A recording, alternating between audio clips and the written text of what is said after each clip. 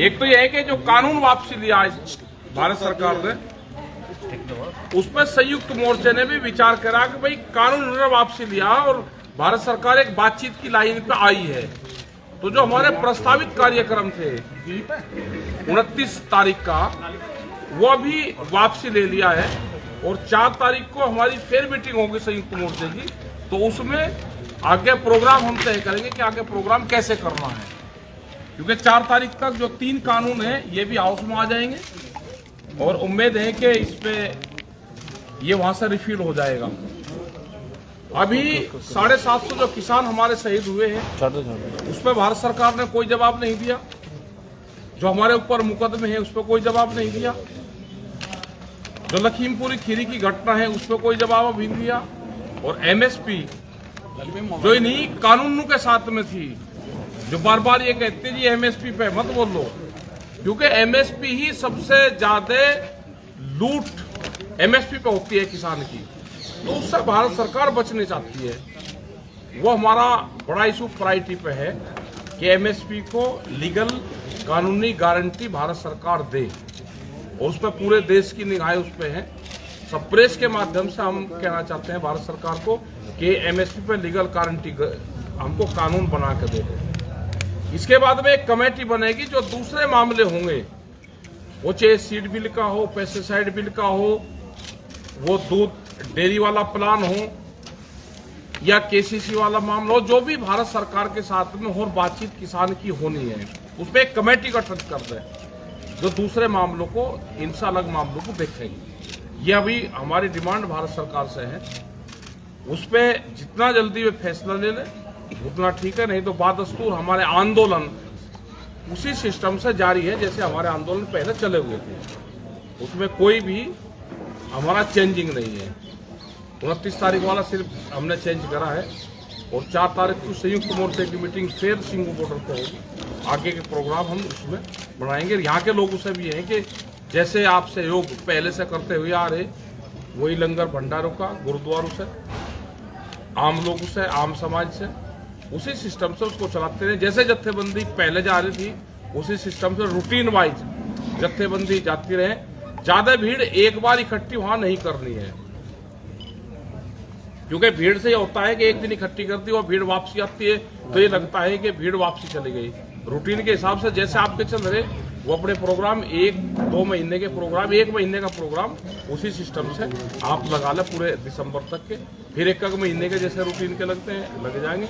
और हमारे साथी यहाँ पे हैं, अब हरिंदर जी हैं, हरिंदर लाल खोवाल जी जो अपने प्रेसिडेंट हैं यहाँ के, पंजाब के भी हैं, अपने और लोग हैं, और संयुक्त मोर्चे के लोग यहाँ पे हैं, वे अपनी बात बताएंगे। जो आपका क्वेश्चन होगा, जिससे भी होगा, वो उस क्वेश्चन का जवाब दे देगा।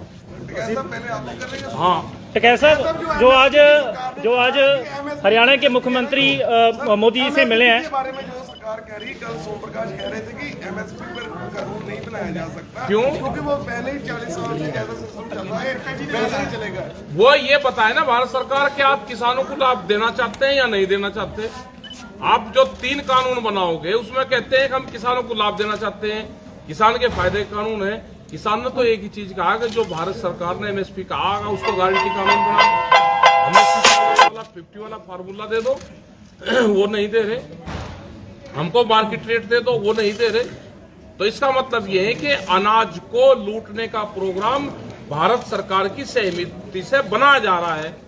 एमएसपी तो ये भी देंगे, ये भारत सरकार ही एमएसपी देगी, लेकिन वो हम इनके जबान से कहना चाहते हैं कि हम नहीं देना चाहते। मनोहर लाल खट्टर बोल रहे हैं नहीं देंगे, वो भी मोदी जी से मिलके आए कल और आज उन्होंने बयान अरे दिया। इनका जो गैंग है, इनका गैंग का पता तो चलेगा कि इस गैंग में कौन कौन शामिल है। ये गैंग है, इनका गैंग का पता तो अभी चलेगा। इसका मतलब भारत सरकार और जो इस तरह की स्टेट गवर्नमेंट है वे इस गैंग में शामिल है। आज से 40 से 50 साल पहले बड़े व्यापारियों का कब्जा अनाज पे होता था और वो खेत पे ही अनाज पे जाकर कब्जा करते थे। आज भी ये पॉलिसी जाना चाहते हैं कि अनाज पे, खेत पे ही, किसान के खेत पे ही बड़े उद्योगपतियों का कब्जा हो, इसलिए गोदाम बनाए गए हैं ये। पर सर आपको गैंग जोन से एमएसपी का विरोध करेगा वो गैंग है, जो भी एमएसपी का विरोध करेगा वो गैंग में शामिल है। जब हमको गैंग बता सकते हैं तो ये भी गैंग है। टिकैत साहब, आपको लग रहा है कि यूपी की जो विधानसभा चुनाव आने वाली है, चुनाव वाले, हाँ, उसको अगर लेकर ये वाला फैसला लिया गया है कि कहीं ना कहीं हमारे हाथ से कुर्सी ना निकल जाए? चलो, वो उन्होंने जितना काम कर दिया उसको कर देने दो। वो कैसे कर दिया, किस हुनर से कर दिया? नहीं, वही डर था, डर वही था। क्या पता क्या डर था, किसी को डर। भागते के पीछे नहीं भागते हम, जो भाग गया छोड़कर मैदान उसके पीछे नहीं भागते।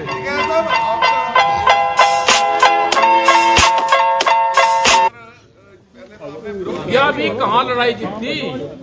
क्या एक कोरोना और 3 काले कानून एक बीमारी थी, उसके खिलाफ भी लड़ाई लड़ी गई, इसके खिलाफ भी लड़ाई लड़ी गई। या 1.5 साल में बीमारी आई, 1.5 साल में खत्म होगी, या कोई पुरानी नहीं थी। कोरोना के साथ ही आई थी। कोरोना के साथ आई, कोरोना के साथ में सबने जंग लड़ी, इस बीमारी के साथ में भी जंग लड़ी। सवाल ये है टिकैत साहब कि कब तक आपको लगता है कि सरकार अब इससे आगे जो किसानों को जो आपका जो प्रदर्शन है दोनों इसको या सड़क खाली करवाने, तो कब तक सरकार मान और जाएगी? करवा दो खाली सड़क, हम क्या मैंने कर रहे, करवाओ खाली सड़क। उसकी आपने उनको क्या डेडलाइन दी? हमने कोई डेडलाइन नहीं देते, हमने डेडलाइन देनी छोड़ दी है। कोई बातचीत का कोई प्रस्ताव आया उधर से, आया या आपकी ओर से गया? भाई हमने चिट्ठी भेज रखी कि हम बातचीत करना चाहते हैं, लेकिन वे बात नहीं करना चाहते।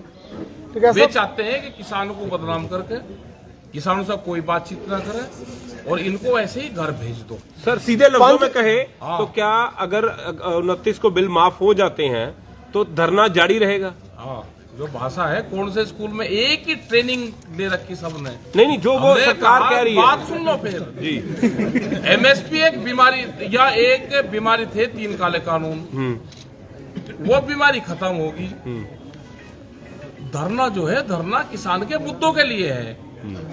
10 दिन चैनल वालों पे प्रोग्राम चलेगा, उसके लिए पूरा देश का किसान तैयार रहना।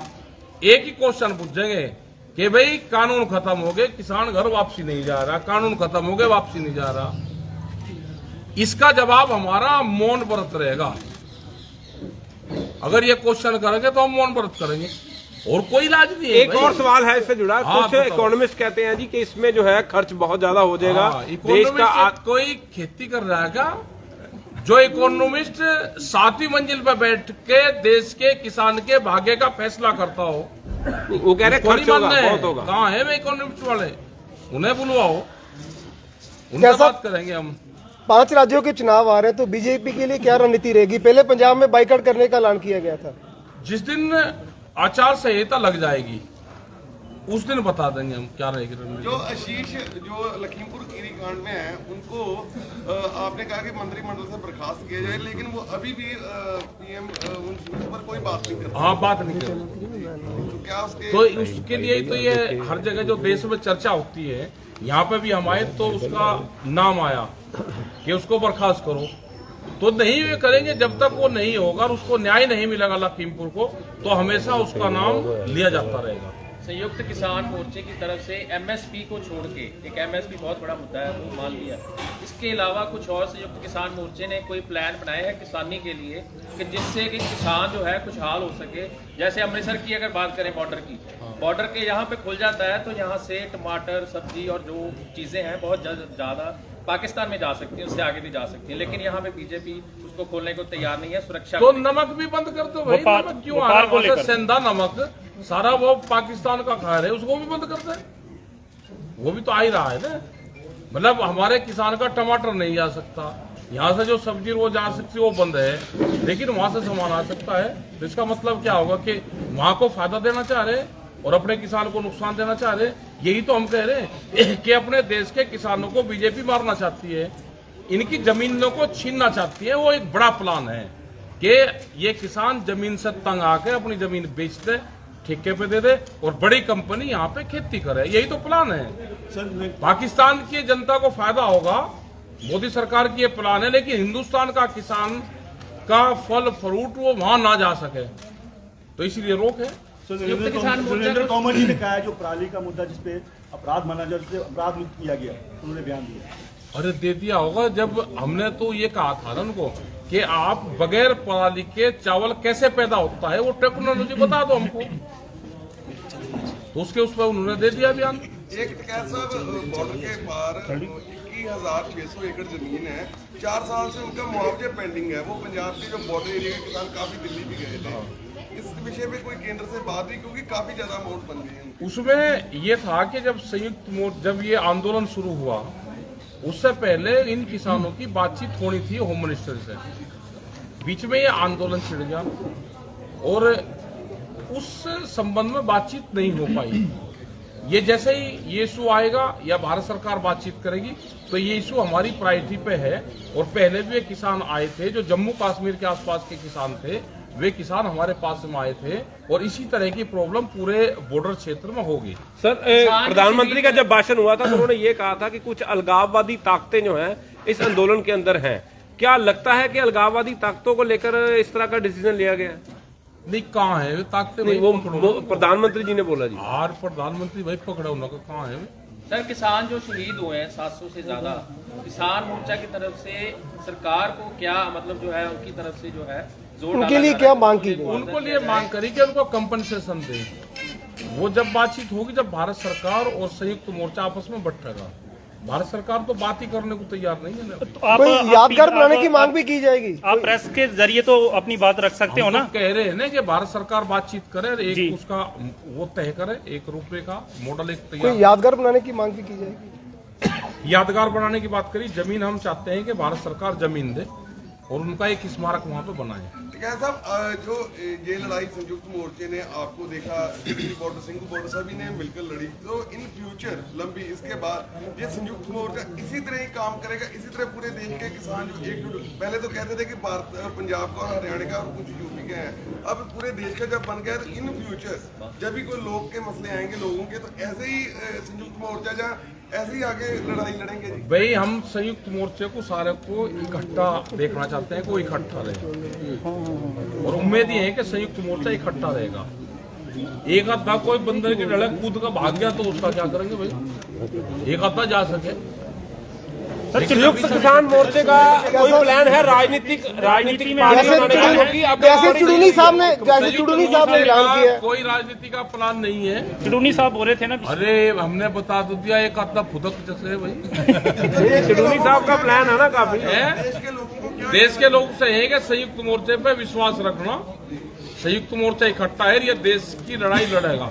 सरकार ने बीच नीति डाली है कैसा? समर्थन करने की सोची है? अरे क्यों इस बीमारी में पड़े समर्थन की? उसके देश में अगर सरकारें जो भी सरकारें ठीक होगी दे लेगी। जनता बहुत होशियार है, संयुक्त मोर्चे से होशियार है जनता। कैसा बाबा, सरकार ने बीच नीति डाली है, गठित की जा रही है नरेंद्र कमेटी नहीं, कमेटी 11 साल पहले बनेगी थी। 2011 में MSP पे कमेटी बन गई थी और जब उस कमेटी के वकील थे प्रधानमंत्री नरेंद्र मोदी, जब ये मुख्यमंत्री थे, इन्हें सिफारिश की थी 2011 में। इस जो एक फाइनेंशियल कमेटी बनी थी उसमें और भी मुख्यमंत्री थे और इन्होंने एक प्रस्ताव दिया था कि MSP पे गारंटी कानून बनना चाहिए।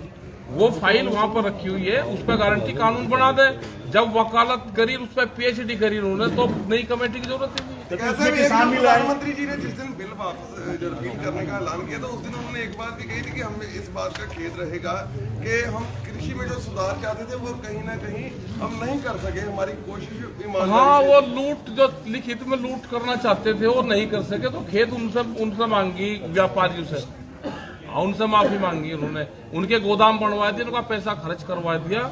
हमें लूट का सामान उस बड़ी तिजोरी में नहीं रख सके हम अनाज, उसके लिए खेत प्रकट करा। आज देश का किसान सब इकट्ठा है, शायद ये ऐतिहासिक पल है जबकि सारा देश का किसान जो है पूरा देश का इकट्ठे है। किसान। मैं ये कहना चाह रहा हूँ कि संयुक्त किसान मोर्चा या इकट्ठा जैसे भी जत्थेबंदियां हैं, सरकार की शमूलियत कम करके कोऑपरेटिव सोसाइटीज या कुछ ऐसे चीजें की जाएं जिससे कि निर्भरता जो सरकार के ऊपर किसानों की है वो कम हो जाए। देखो, ऐसा कुछ प्लान बनाना है? इतने बड़े देश में ये संभव नहीं होता। इतने बड़े देश में जब तक सरकारें प्रमोट नहीं करती, जब तक सरकारों की सहूलियतें नहीं होती, वो चीज संभव नहीं है। सरकारों को सपोर्ट करना चाहिए। चुड़ूनी की तरफ से इलेक्शन लड़ने का ऐलान किया गया। अरे पंजाब के लोग बताओगे, जहाँ इलेक्शन लड़ने की बात करें तो यहाँ कर रहे हो उनको जत्थेबंदी यहाँ की बता देंगे। कैसा सरकार नई बीज नीति लाने जा रही है, उसके बारे में क्या है? और ये जो आगे हमने बातचीत करी है कि ये सीड कानून लेकर आना चाहते हैं, सीड बिल, पेस्टिसाइड बिल दूध की एक पॉलिसी, तो ये हम इस पे भारत सरकार से बातचीत करना चाहते हैं, उसी के लिए हमने कमेटी की बात करी। ਇੱਕ ਪੰਜਾਬ ਲਈ ਅਸੀਂ ਕਹਿਣਾ ਚਾਹੁੰਦੇ ਹਾਂ ਵੀ 1 ਮਹੀਨਾ ਜਾਂ 40 ਦਿਨ ਰਹਿ ਗਏ ਨੇ ਵੋਟਾਂ ਦੀ ਜਾਬਤਾ ਲੱਗਣ ਲਈ। ਪੰਜਾਬ ਸਰਕਾਰ ਨੇ ਕਿਸਾਨਾਂ ਨਾਲ ਇੱਕ ਵੱਡਾ ਵਾਅਦਾ ਕੀਤਾ ਸੀ ਕਰਜ਼ਾ ਮਾਫੀ ਦਾ। ਅਸੀਂ ਉਹ ਚੇਤਾਵਨੀ ਵੀ ਦਿੰਦੇ ਹਾਂ 30-40 ਦਿਨ ਦੇ ਵਿੱਚ ਪੂਰਨ ਕਰਜ਼ਾ ਮਾਫੀ ਕੀਤੀ ਜਾਵੇ। ਦੂਜੀਆਂ ਜਿਹੜੀਆਂ ਸਾਡੀਆਂ ਹਾਈਵੇ ਨਿਕਲ ਰਹੀਆਂ ਨੇ ਉਹਦੇ ਲਈ ਸਾਨੂੰ ਮੁਆਵਜ਼ਾ ਬੜਾ ਘੱਟ ਮਿਲ ਰਿਹਾ। ਅੱਜ ਤੋਂ 10-15 ਸਾਲ ਪਹਿਲਾਂ ਵੀ ਸਾਨੂੰ 70-80 ਲੱਖ ਕਰੋੜ ਰੁਪਈਆ ਮਾਰਕੀਟ ਰੇਟ ਤੇ ਪੈਸੇ ਮਿਲਦੇ ਰਹੇ ਆ, ਪਰ ਅੱਜ ਸਰਕਾਰਾਂ 25 ਤੋਂ 30 ਲੱਖ ਰੁਪਈਆ ਏਕੜ ਦਾ ਦੇ ਰਹੀਆਂ ਨੇ। ਅਸੀਂ ਇਹ ਵੀ ਚੇਤਾਵਨੀ ਦੇਣ ਆਏ ਹਾਂ, ਪਿਛਲੇ ਦਿਨੀ ਸੀਐਮ ਸਾਹਿਬ ਨਾਲ ਵੀ ਮੀਟਿੰਗ ਕਰਕੇ ਅਸੀਂ ਚੇਤਾਵਨੀ ਦਿੱਤੀ ਸੀ ਵੀ ਮਾਰਕੀਟ ਹਿਸਾਬ ਦੇ ਨਾਲ ਹੀ ਸਾਨੂੰ ਮੁਆਵਜ਼ਾ ਦਿੱਤਾ ਜਾਵੇ। ਇਹ ਦੋ ਗੱਲਾਂ ਅਸੀਂ ਅੱਜ ਇਹਨਾਂ ਨੂੰ सीएम साहब भी कहना आया भी पूर्ण कर्जा माफी ते पूर्ण सानू मुआवजा मिलना चाहिए। टिकैत साहब, जैसे आपने किसानी का मुद्दा उठाया है, ऐसे कोई और जो लोगों के, देश के लोगों के या पंजाब के लोगों के कई और मुद्दे हैं, ऐसे कोई और लोग व्यापारी हैं, जैसे वो भी मुद्दे आप उठाते रहेंगे आने वाले समय में? और क्या काम करेगा फिर, ये मुद्दे तो उठाओ नहीं, अकेला किसानी का मुद्दा है और भी मुद्दे और भी मुद्दे हैं जी। इसमें सबने सहयोग करा, जो हमको बुलाओगा संयुक्त मोर्चा वहाँ पे जाएगा। जाएगा। ठीक है जी, धन्यवाद। धन्यवाद।